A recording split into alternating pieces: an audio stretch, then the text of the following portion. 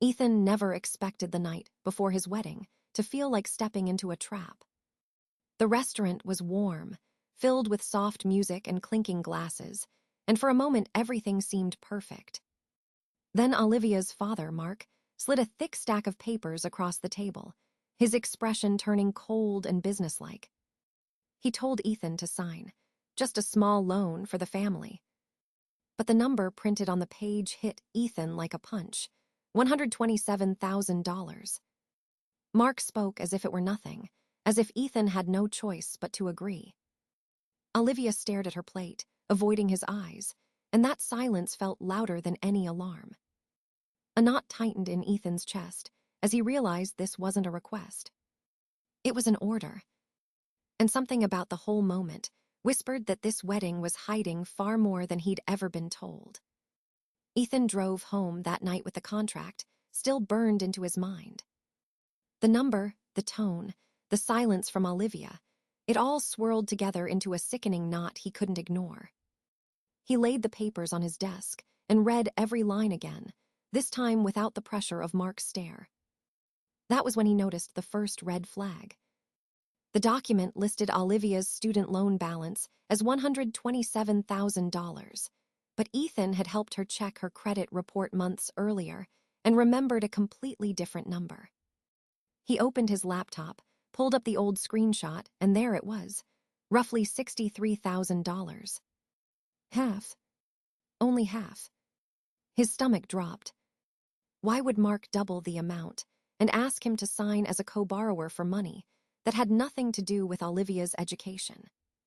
He dug deeper, scrolling through his files, comparing dates, interest rates, and loan issuers. Everything pointed to one conclusion. Mark had taken out additional personal loans and bundled them into the same request, hoping Ethan would blindly accept the entire amount. The realization hit like ice water. This wasn't a misunderstanding. It was deliberate. The next morning, Ethan confronted Olivia. He expected shock, maybe anger at her father, maybe fear. What he didn't expect was the way her shoulders slumped, as if she'd been waiting for this moment. She admitted she had known about the extra loans. She admitted Mark had spent the money on himself, travel, new gadgets, a renovation project he abandoned halfway through. And she admitted she didn't tell Ethan because she thought it would stress him out before the wedding. Ethan felt a sharp sting, something deeper than disappointment. It wasn't just the money. It was the deception. The secrecy. The idea that they were about to promise each other a life built on trust, while she was hiding something this massive. He asked her why she hadn't at least warned him before that dinner. Her answer was a soft, shaky whisper that made everything worse. Dad said it would be easier if you heard it all at once. Easier? For who? Certainly not for the man being cornered into six-figure debt. Ethan stared at the engagement ring on her finger, suddenly feeling like he didn't recognize the person wearing it. He told her he needed time to think, but deep down he already knew the truth. Marrying into a family that saw him as a financial solution was a future he could never live with. Olivia cried, insisted they could fix it, begged him not to make any rash decisions. But Ethan felt a line inside him harden, a boundary he didn't even know he had until someone tried to bulldoze through it. That evening, he returned to her apartment. He didn't bring flowers. He didn't bring apologies. He simply held out his hand and asked for the ring back. The look on Olivia's face said everything. Shock. Betrayal. A hint of realization that she had chosen the wrong side of honesty. Ethan walked away without raising his voice, without explaining himself twice, without letting guilt drag him back. He left because staying would have meant accepting a lifetime of manipulation, dressed up as family obligation. And for the first time in days, he felt something like clarity. The fallout began almost immediately. The morning after Ethan ended the engagement, his phone lit up with call after call from Mark. At first, the messages sounded angry, sharp, and condescending, as if Mark still believed he could talk Ethan into revering everything. But when Ethan refused to answer, the tone shifted into something more insidious. Mark left voicemails accusing him of abandoning the family, of humiliating Olivia, of breaking a good woman's heart over a simple misunderstanding. Ethan deleted every message without listening to the end. He wasn't interested in being manipulated twice. But Mark wasn't finished. Within hours, Olivia and her mother Linda began posting vague, emotional updates on social media. Things like some people just can't handle responsibility, and a real man steps up, even when it's hard. They didn't name him, but everyone could tell who they meant. Friends messaged Ethan asking if he was okay, if the rumors were true, if he had really walked away because of money issues. Ethan kept his answers short and neutral. He wasn't going to fight a public battle with people who couldn't be honest in private. Meanwhile, he turned his attention to the logistics of the canceled wedding. The venue contract had a clause he'd insisted on months earlier, a refundable deposit minus a $2,000 cancellation fee. Olivia's family had protested at the time, calling it unnecessary, but Ethan had insisted on keeping it. Now he was grateful he hadn't backed down. Most of the vendors refunded nearly everything, leaving Ethan with only minimal losses compared to the tens of thousands that could have vanished. After the dust settled, he found himself with roughly $24,000 that had originally been set aside for the wedding. Instead of letting it sit there like a reminder of everything that had gone wrong, Ethan made a decision. He toured a modest fixer-upper on the edge of town, nothing fancy, nothing glamorous, but full of potential. The kind of place he could turn into something meaningful on his own terms. He signed the papers and put the entire $24,000 down as a deposit. It felt like taking back control of his life. But even as Ethan moved forward, Olivia's family spiraled. Mark tried calling again, this time alternating between threats and pleas. He claimed Ethan's refusal to sign had ruined everything, that the lenders were demanding immediate repayment, that Ethan had put the whole family in danger. Ethan ignored him because he finally understood that none of this had ever been about family. It had been about access to his income, his credit, his stability. When that access disappeared, their anger exploded. One night, Olivia showed up at his door unexpectedly. Her eyes were red, and she asked if they could talk. She apologized for the posts, for the secrecy, for letting her father influence her decisions. But every apology came with a justification. And every justification circled back to the same thing.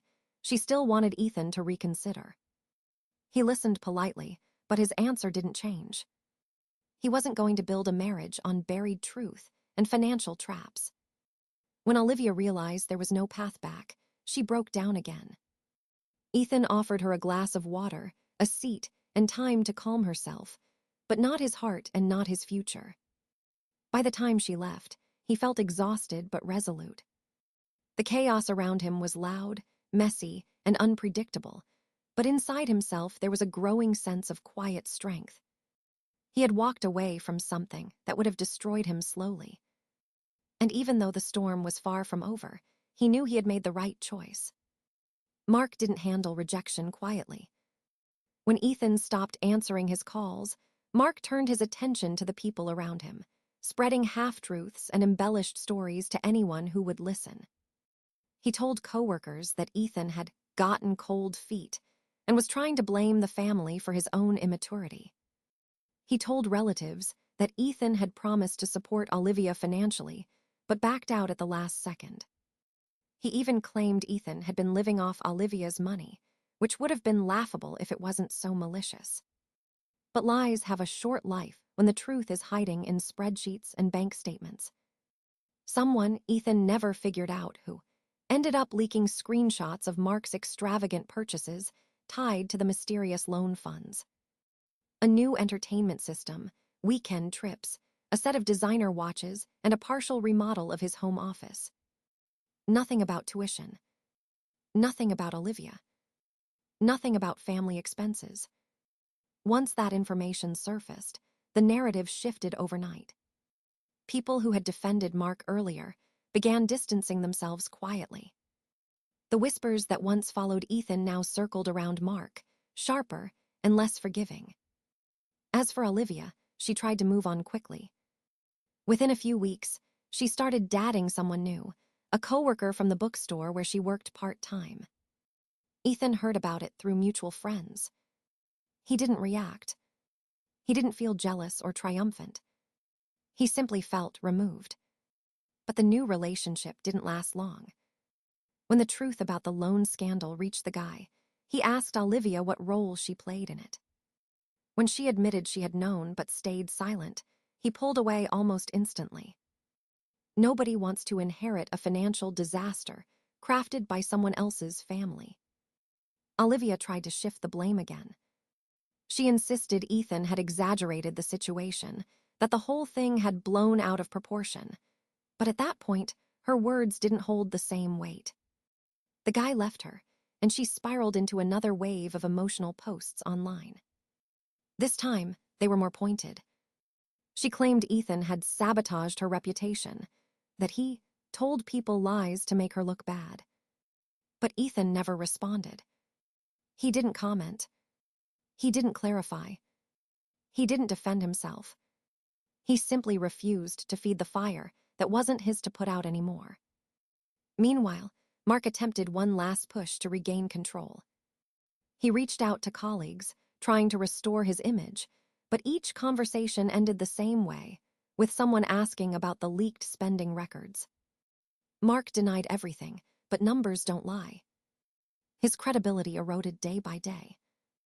Rumors started circulating at his workplace about possible disciplinary action, or at the very least, forced oversight due to his shady financial behavior. Linda, who had been quieter than both Olivia and Mark, began showing signs of doubt. She stopped commenting on the social media posts. She stopped defending Mark's choices. She stopped repeating his stories about Ethan. The fractures inside their household grew wider, more visible. And while Ethan wanted no part of their drama, he couldn't help noticing how quickly people's true characters came to the surface when money, pride, and lies collided. For Ethan, life was slowly settling into something calmer, something manageable. For Olivia and Mark, everything was cracking open.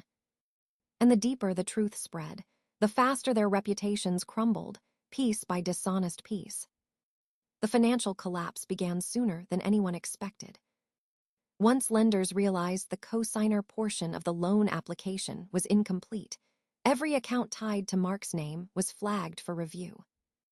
Without Ethan's signature, the loans that had been temporarily approved were pushed back into active repayment status.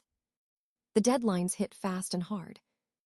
Mark tried to negotiate, claiming the situation was a misunderstanding, but lenders don't negotiate with stories, they negotiate with numbers. The payments were far beyond what he could afford. When he missed the first deadline, the calls began. When he missed the second, the default notices arrived. By the third, the lenders initiated wage garnishment. 15% of every paycheck was taken before he even saw it. That was when the panic set in. Mark had built his lifestyle on the illusion of stability, juggling lines of credit to keep up appearances. Now that those lines were collapsing, every financial crack he'd been hiding started splitting open. His credit score plunged, dragging his professional reputation with it. In his field, trust and reliability were everything, and suddenly coworkers were looking at him like he was radioactive. What made things worse was the internal investigation triggered by the leaked spending records. Supervisors began reviewing his accounts, questioning transactions, and quietly monitoring his activity. Nobody said the word disciplinary, but everyone felt it hanging in the air. Meanwhile, Linda's patience snapped.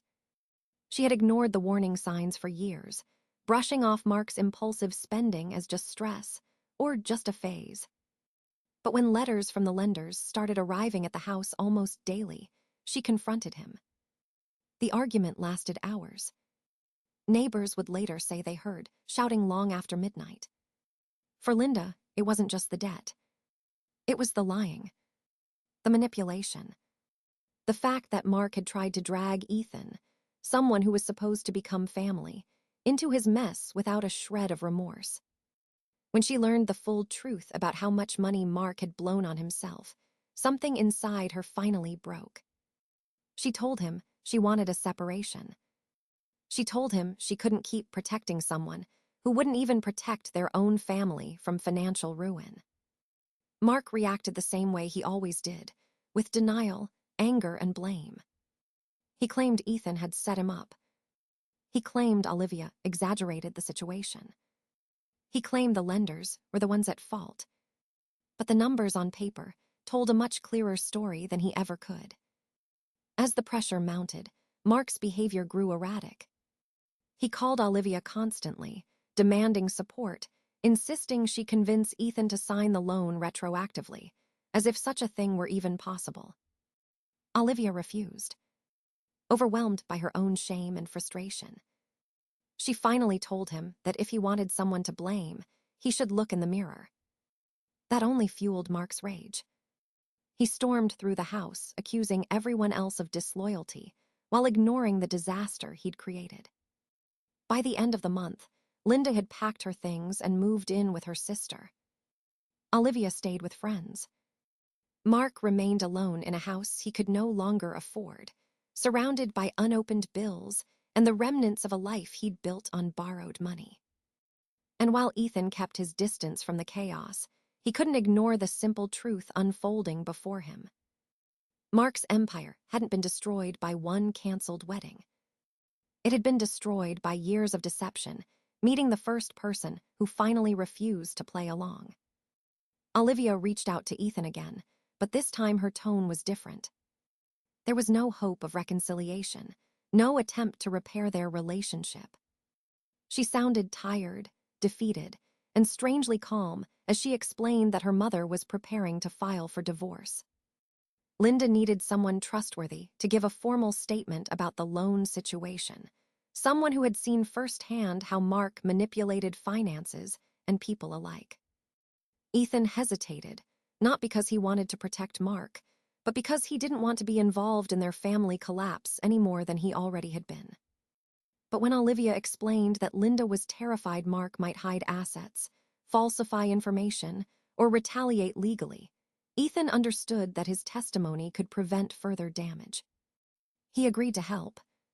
He sat down with Linda's attorney, providing every detail he had: messages, dates, the contract Mark had tried to force on him, and the timeline of events leading to the loan defaults. The attorney took notes with increasing seriousness.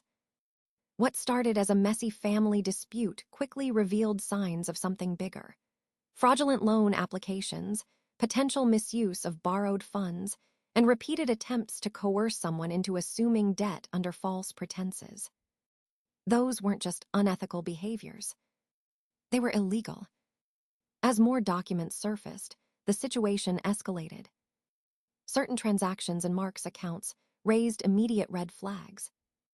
Large cash withdrawals, transfers between personal and business accounts, claims of education-related expenses that didn't match the receipts for electronics and home entertainment systems. The attorney forwarded everything to the necessary authorities. Within weeks, the IRS opened a case. Mark was notified through a formal letter that his financial records were being audited. The panic that followed was unlike anything he'd shown before. He tried contacting Ethan, leaving voicemails that swung wildly between anger and desperation. He claimed Ethan had misrepresented the situation. He claimed Linda was exaggerating. He claimed the IRS was targeting the wrong guy. But when the auditors requested proof of where the loan money had gone, the truth became unavoidable. There was no documentation, no justification, just a trail of reckless spending and falsified explanations. The penalties were severe. He was ordered to pay over $34,000 in tax fines and penalties, and the interest on the defaulted loans continued climbing with every passing month. Unable to keep up, Mark lost the house. The bank seized it and scheduled it for auction. His job reduced his responsibilities while the investigation continued, and eventually he was put on unpaid leave pending a final review. Colleagues who once admired him now kept their distance, unwilling to be associated with a man who might face charges. Linda, now living separately, filed for divorce on grounds of financial misconduct and emotional manipulation. Olivia stopped speaking to him entirely. She told Ethan later that she needed time to untangle herself from the mess she grew up in. Mark, stripped of everything he once used to project control, his home, his income, his influence, was left with nowhere to go but his elderly mother's house. He moved into a small guest room, surrounded by boxes of documents he could no longer defend. For Ethan, the situation was surreal. He hadn't sought revenge. He hadn't tried to destroy anyone. He had simply refused to carry a debt that wasn't his. And somehow, that single act of saying no had triggered every hidden fault line in Mark's life to finally rupture at once. Ethan didn't celebrate Mark's downfall. If anything, he felt a strange heaviness watching the consequences unfold from a distance, as though he were witnessing the slow collapse of a building he once thought he might enter, but thankfully never did. While Mark scrambled to salvage whatever was left of his finances and his reputation, Ethan focused on rebuilding his own life in quieter, steadier ways. The fixer-upper he had purchased, with the leftover wedding funds, became his main project. He spent evenings sanding floors, repainting walls, replacing fixtures, and learning more about home renovation than he ever expected to. The work was exhausting, but it grounded him. It gave him purpose. Every repaired tile and tightened bolt felt like reclaiming a piece of himself that had been frayed during the engagement. Months passed, and little by little the house transformed from a neglected structure into something warm and livable. When the renovation was complete, Ethan decided to list it, mostly out of curiosity. To his surprise, the offers came quickly and far higher than he anticipated. When the final sale closed, he walked away with a profit of $38,000. It felt like poetic symmetry, turning the ruins of a failed relationship into something that tangibly improved his future. With the profit in hand, he started searching for a new home, something permanent and stable. During that time, he found the engagement ring tucked away in a drawer. For a moment, he considered tossing it or selling it immediately, but instead he stared at it, thinking about everything it symbolized. Not love, not commitment, but a warning. A lesson he had earned the hard way. He took the ring to a jeweler and got $8,700 for it, adding the money to his down payment fund. It was the first time the ring brought him something useful. While Ethan moved forward, Olivia drifted in a different direction. She took a job at Barnes & Noble, working long shifts and keeping to herself. Her friends said she was dating someone new again, but the relationship was rocky. He had debt issues of his own, and together they made an unstable pair, more weighed down by their pasts than hopeful for their futures. As for Mark, he ended up living in his mother's small house outside the city. He worked part-time at a local shipping warehouse, far from his former career and far from the power he once enjoyed. Neighbors whispered about what had happened, but he rarely spoke to anyone. The arrogance he once carried like armor had cracked, revealing someone lost, bitter, and smaller than he had ever appeared before. Linda's divorce moved forward smoothly, with Ethan's testimony supporting her claims. She rebuilt her life slowly, but firmly, determined never to let someone else control her finances again. Ethan watched all of this from a distance, not with cruelty but with clarity. He had once imagined marrying into that family, tying his future to theirs, sharing not just a home but a legacy. Now he saw how close he had come to being swallowed by their dysfunction.